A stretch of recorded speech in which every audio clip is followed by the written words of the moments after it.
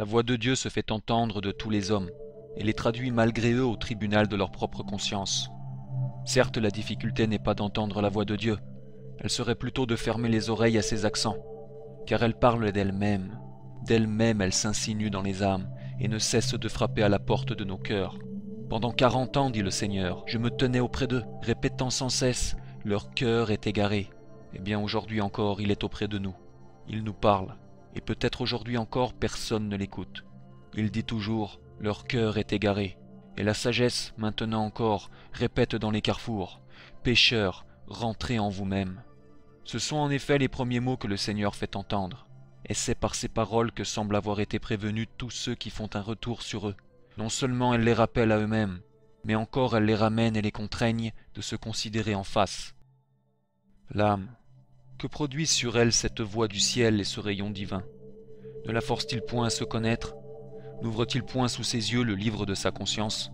Ne déroule-t-il point à ses regards la misérable trame de sa vie? Ne lui retrace-t-il point toute sa lamentable histoire? Ne porte-t-il point la lumière dans sa raison? Et ne contraigne-t-il point sa mémoire à revenir sur ses pas et à comparaître, en quelque sorte, à ses yeux? Mais voici qu'une voix se fait encore entendre du ciel. Pécheur, renonce au péché. C'est qu'en effet il faut qu'il en soit ainsi. Quand le cloaque déborde et remplit la maison d'une infection insupportable, il est inutile que vous cherchiez à le vider tant que vous permettrez à de nouvelles immondices d'y couler. Ainsi est-ce en pure perte que vous faites pénitence tant que vous ne cessez pas de pécher. Ce n'est pas là le jeûne de mon choix, dit le Seigneur. Commencez donc par fermer vos fenêtres, mettez de fortes serrures à vos portes, bouclez soigneusement toutes les ouvertures, et après cela, quand de nouvelles immondices ne viendront plus s'ajouter aux premières, vous pourrez commencer à vous débarrasser des anciennes. Le pécheur, en conséquence, il condamne le ventre à la tempérance et au jeûne, les oreilles à demeurer fermées aux paroles sanguinaires du scandale, les yeux à détourner leur regard de tout ce qui est vanité, les mains à se fermer à l'avarice et à ne s'ouvrir que pour l'aumône.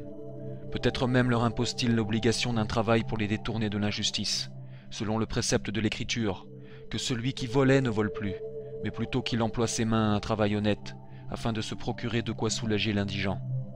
Qui vous montrera à fuir la colère à venir. Or personne n'est plus digne de l'éprouver que celui qui couvre ses sentiments hostiles des dehors de l'amitié.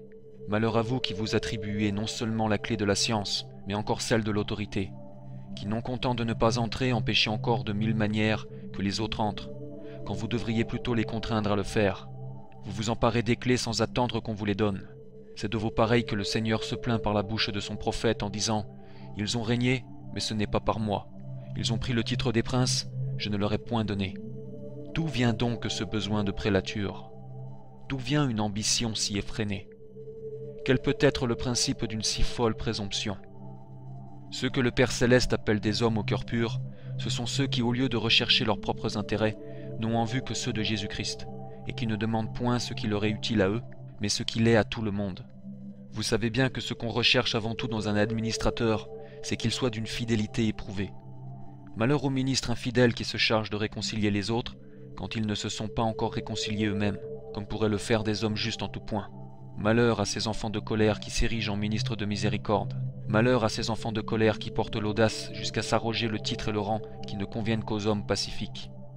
Malheur à ces enfants de colère qui se déguisent en fidèles médiateurs de paix pour s'engraisser des péchés du peuple. Malheur à ces hommes qui vivent selon la chair. Incapables de plaire à Dieu, ils ont la prétention de le rendre favorable à leurs frères. Nous ne sommes pas étonnés de voir la vigne du Seigneur vendangée par des ouvriers qui s'éloignent des voies qu'il a tracées. Car c'est avec cette impudence qu'on voit des hommes qui n'ont jamais entendu la parole du Seigneur, les invitant à rentrer en eux-mêmes, ou qui l'ayant entendu se sont enfuis comme Adam pour aller se cacher sous d'épais feuillages, usurper le rang et les fonctions des hommes pacifiques et des vrais enfants de Dieu. Aussi n'ont-ils pas cessé jusqu'à présent de faire le mal. Ils traînent encore les débris du filet où ils ont été pris. Ils n'ont pas jusqu'ici ouvert les yeux sur leur indigence. Chacun d'eux dit au contraire « Je suis riche, je n'ai besoin de rien », tandis qu'il est pauvre, malheureux, misérable et nu. Ils ne possèdent point cet esprit de douceur si nécessaire pour reprendre les pécheurs, en veillant sur eux-mêmes, pour ne point tomber à leur tour dans la tentation. Bien loin de connaître les larmes de la componction, ils ne savent que se féliciter du mal qu'ils font et se réjouir des pires choses. Aussi est-ce à leur pareil que le Seigneur a dit « Malheur à vous qui riez maintenant, vous pleurerez un jour. » L'objet de leurs vœux n'est point la justice, mais l'argent. toujours le regard fixé sur de plus hauts honneurs. Ils n'aspirent qu'aux dignités, ils n'ont soif que de la gloire humaine. Ce ne sont point eux qui ont des entrailles de miséricorde. Leur plaisir est de se montrer exigeants et d'agir en tyran. La piété pour eux n'est qu'un instrument de lucre et de profit. Cependant, on les voit avec ces souillures entrer dans le tabernacle du Dieu vivant, et habiter dans le temple saint du Seigneur qu'ils profanent par leur présence, provoquant ainsi contre eux 1000 sentences de condamnation par les forfaits dont leur conscience est chargée, et par l'audace qu'ils ont de se présenter néanmoins ainsi dans le sanctuaire de Dieu. Assurément, de tels ministres, bien loin d'apaiser la colère de Dieu, ne sont capables que de l'irriter davantage, car ils semblent dire dans leur cœur, « Il n'ouvrira pas même les yeux sur nos crimes. » Mes frères, je vous en conjure, épargnez vos âmes, épargnez le sang qui a été répandu pour vous, évitez un affreux danger, prenez garde de tomber dans le feu qui est préparé aux pécheurs, que la profession de la perfection chrétienne cesse d'être une illusion et montre enfin une vraie vertu sous les dehors de la piété. Fuyez du milieu de Babylone, fuyez et sauvez vos âmes, accourez dans les villes de refuge où vous puissiez faire pénitence du passé, obtenir la grâce de Dieu dans le présent et attendre avec confiance la gloire de la vie future. Que le souvenir de vos fautes ne retarde point votre marche, car ordinairement la grâce surabonde là où le péché a abondé. Que l'austérité de la pénitence ne vous effraie point, car toutes les souffrances de cette vie ne sont rien en comparaison du pardon de nos fautes passées, de la grâce qui dès maintenant nous comble de consolation et de la gloire qui nous est promise.